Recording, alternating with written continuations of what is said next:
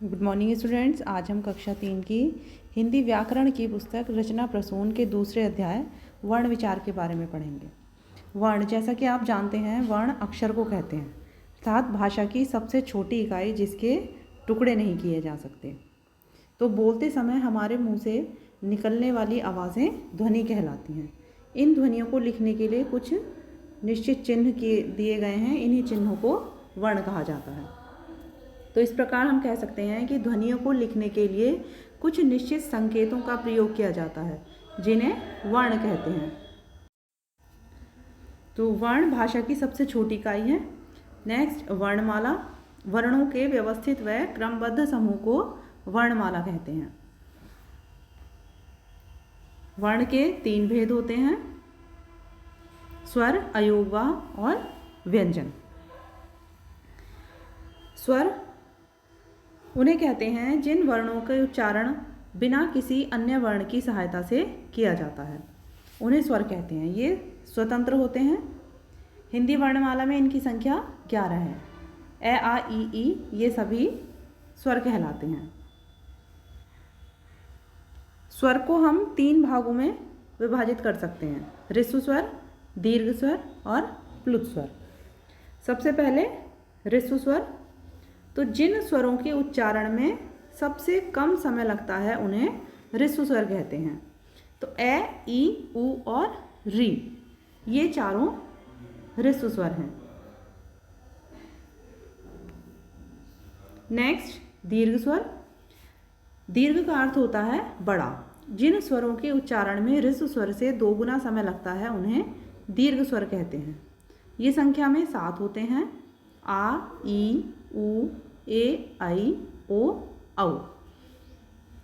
Next, प्लुत स्वर।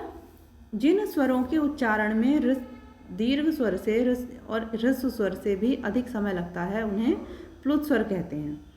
इनका प्रयोग मुख्य रूप से संस्कृत भाषा में किया जाता है, जैसे ओम। तो इसके उच्चारण में ह्रस्व स्वर से 3 गुना समय लगता है। नेक्स्ट, अयोगवाह। तो अंग और अह को अयोगवाह कहते हैं। अंग जिसमें सिर्फ एक बिंदु का प्रयोग होता है, इसे अनुस्वार भी कहते हैं, जैसे पंकज, अंक, अंधकार। नेक्स्ट, अह। इसे वर्ण के बाद 2 बिंदुओं के रूप में लगाया जाता है, इसे विसर्ग कहते हैं। इसका उच्चारण है होता है, जैसे अतः, नमः, स्वतः, शनः, क्रमशः इत्यादि। नेक्स्ट, अंग। इसे अनुनासिक कहते हैं। यह वर्ण के ऊपर चंद्र बिंदु के रूप में लगाया जाता है। इसका उच्चारण मुख और नाक दोनों से होता है, जैसे चांद, आँख, आंगन इत्यादि। नेक्स्ट, व्यंजन। तो जिन वर्णों के उच्चारण में स्वरों की सहायता ली जाती है उन्हें व्यंजन कहते हैं। व्यंजन स्वतंत्र नहीं होते हैं, इन्हें स्वर की सहायता से लिखा और बोला जाता है। जब किसी व्यंजन से स्वर हटा दिया जाता है तो उसके नीचे हलंत का चिन्ह लगा दिया जाता है। तो सामान्यतः सभी व्यंजनों में ए स्वर मिला होता है, जैसे कै, तो कै प्लस ए। तो इसलिए जो व्यंजन हैं वो स्वतंत्र रूप से प्रयोग नहीं होते हैं, उनके साथ स्वर का मेल होता है। नेक्स्ट, व्यंजनों के भेद। व्यंजन 3 प्रकार के होते हैं: स्पर्श व्यंजन, अंतस्थ व्यंजन और ऊष्म व्यंजन।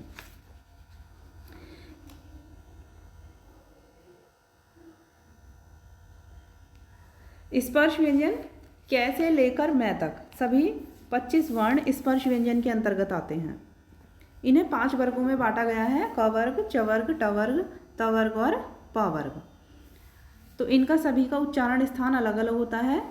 क वर्ग में क, ख, ग, घ, ण, इनका उच्चारण स्थान कंठ होता है क्योंकि इनकी आवाज़ गले से आती है।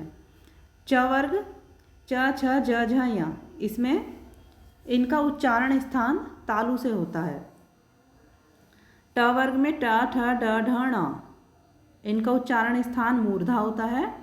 और त वर्ग में त, थ, द, ध, न, इनका उच्चारण स्थान दंत यानी दांत से होता है। प, फ, ब, भ, म ये सभी वर्ण प वर्ग के अंतर्गत आते हैं और इनका उच्चारण स्थान ओष्ठ अर्थात होठ होता है। नेक्स्ट अंतःस्थ व्यंजन, तो य, र, ल, व, य, र, ल, व ये सभी अंतःस्थ व्यंजन कहलाते हैं।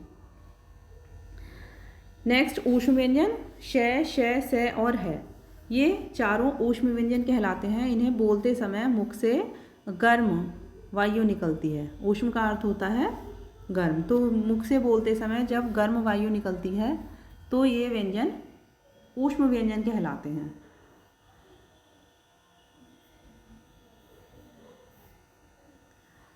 नेक्स्ट संयुक्त व्यंजन, तो संयुक्त का अर्थ होता है जुड़ा हुआ।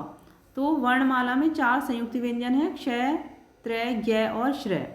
जो व्यंजन 2 व्यंजनों के मेल से बनते हैं उन्हें संयुक्त व्यंजन कहते हैं। जैसे क्ष क प्लस श प्लस ए से मिलकर बना है, उसी तरह त्र त प्लस र प्लस ए से मिलकर बना है, और ज्ञ ज प्लस य प्लस ए से मिलकर बना है, और श्रय श प्लस र प्लस ए से मिलकर बना है। जैसे कक्षा में क्ष व्यंजन आया है तो ये संयुक्त व्यंजन है। उसी तरह त्रिशूल में त्र, ये भी संयुक्त व्यंजन है। ज्ञानी में ज्ञ, ये भी संयुक्त व्यंजन है, और श्रमिक का श्र, तो ये सभी संयुक्त व्यंजन है क्योंकि ये 2 व्यंजनों के मेल से बने हैं। नेक्स्ट द्वितीय व्यंजन, जब किसी शब्द में एक ही व्यंजन 2 बार आता है तो उसे द्वितीय व्यंजन कहते हैं। उसमें पहली बार वह व्यंजन बिना स्वर के होता है तथा दूसरी बार वह स्वर के साथ होता है। जैसे कच्चा, तो इसमें एक च स्वर के बिना है और दूसरा स्वर के साथ। उसी तरह दिल्ली, इसमें भी एक लय स्वर के साथ है और दूसरा लय, पहला लय स्वर के बिना है और दूसरा लय स्वर के साथ है। तो ये व्यंजन, इसमें एक ही व्यंजन 2 बार आया है, इसलिए ये द्वितीय व्यंजन कहलाते हैं। नेक्स्ट मात्राएं, तो जैसा कि आप जानते हैं कि जब स्वर और व्यंजन को एक साथ प्रयोग किया जाता है तो स्वर के स्थान पर कुछ निश्चित चिन्ह लगाए जाते हैं जिन्हें हम मात्रा कहते हैं। प्रत्येक स्वर के लिए एक निश्चित चिन्ह होता है। ए को छोड़कर अन्य सभी स्वरों के मात्रा होती है, जैसे आ, ई, उ, री, ए, ऐ, ओ और औ। तो प्रत्येक स्वर के लिए एक निश्चित चिन्ह निर्धारित किया गया है, तो इन्हें ही हम मात्रा कहते हैं।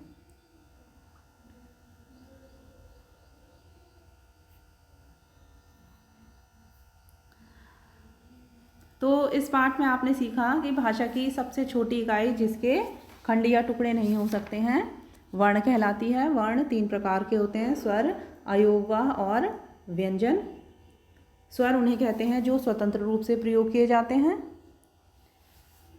अयोगवाह अंग और अह को अयोगवाह कहते हैं। व्यंजन स्वतंत्र नहीं होते हैं, इन्हें बोलते या लिखते समय हमें स्वर की सहायता लेनी पड़ती है। स्वर संख्या में 11 होते हैं। स्वर 3 प्रकार के होते हैं, ह्रस्व स्वर, दीर्घ स्वर और प्लुत स्वर। ह्रस्व स्वर संख्या में 4 होते हैं और दीर्घ स्वर संख्या में 7 होते हैं। प्लुत स्वर का प्रयोग मुख्य रूप से संस्कृत भाषा में किया जाता है। अंग और अह को अयोगवाह कहते हैं। अंग को अनुस्वार और अह को विसर्ग कहते हैं, और चंद्र बिंदु को अनुनासिक कहते हैं। व्यंजन 3 प्रकार के होते हैं, स्पर्श व्यंजन, अंतःस्थ व्यंजन और ऊष्म व्यंजन। संयुक्त व्यंजन 4 होते हैं, क्ष, त्रय, ज्ञ और श्रय। ये 2 व्यंजनों के मेल से बनते हैं।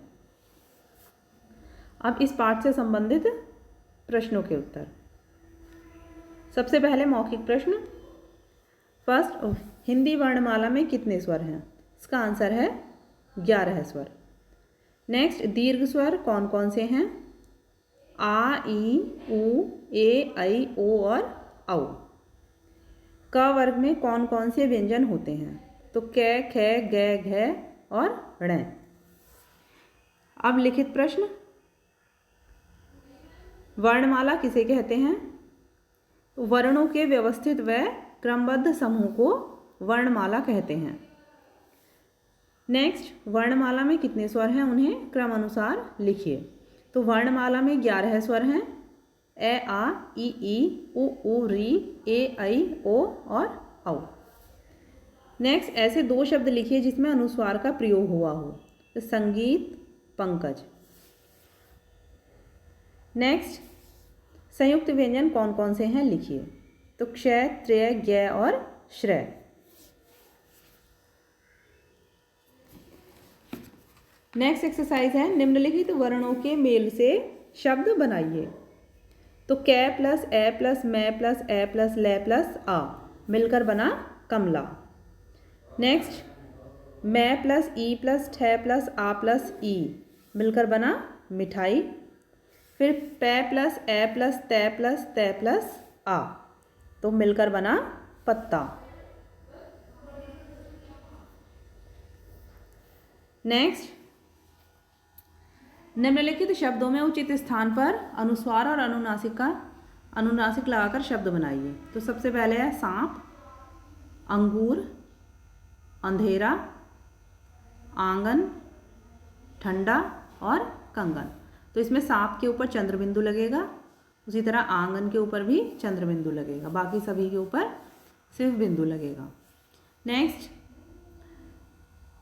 रे की मात्रा का प्रयोग कई प्रकार से होता है, तो आपको भी इसी तरह से 2-2 शब्द लिखने हैं। तो उदाहरण देखकर आप भी 2-2 शब्द लिखिए। जैसे धर्म है, उसी तरह कर्म, गर्म, क्रम में भ्रम, नम्र, राष्ट्र में ट्रक और ट्रेन। नेक्स्ट, बहुविकल्पीय प्रश्न।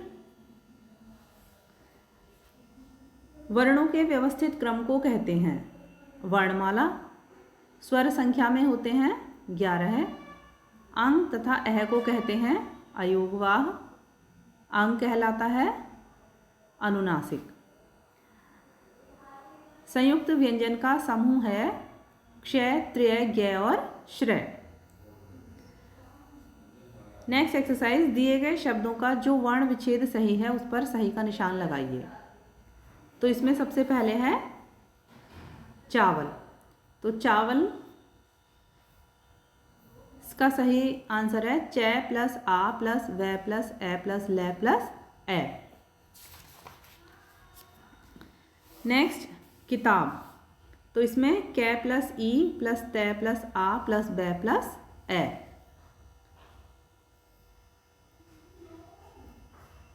नेक्स्ट एक्सरसाइज है, ह्रस्व स्वर व दीर्घ स्वर अलग अलग करके लिखिए।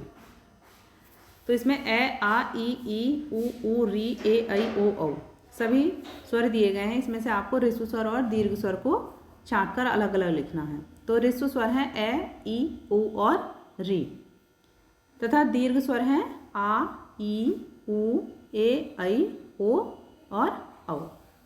तो आपको भी ह्रस्व स्वर और दीर्घ स्वर का सही उच्चारण करने का अभ्यास करना है। तो ये काम आप करेंगे। तो आशा करती हूँ कि आपको यह पाठ समझ में आ गया होगा। इस पाठ से संबंधित प्रश्नों के और अतिरिक्त प्रश्नों के उत्तर आप अपनी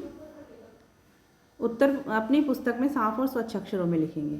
और इस पाठ को याद करने के बाद इस पाठ के प्रश्नोत्तर और अतिरिक्त प्रश्नों के उत्तर आप अपनी कॉपी में साफ और स्वच्छ अक्षरों में लिखेंगे। Thank you.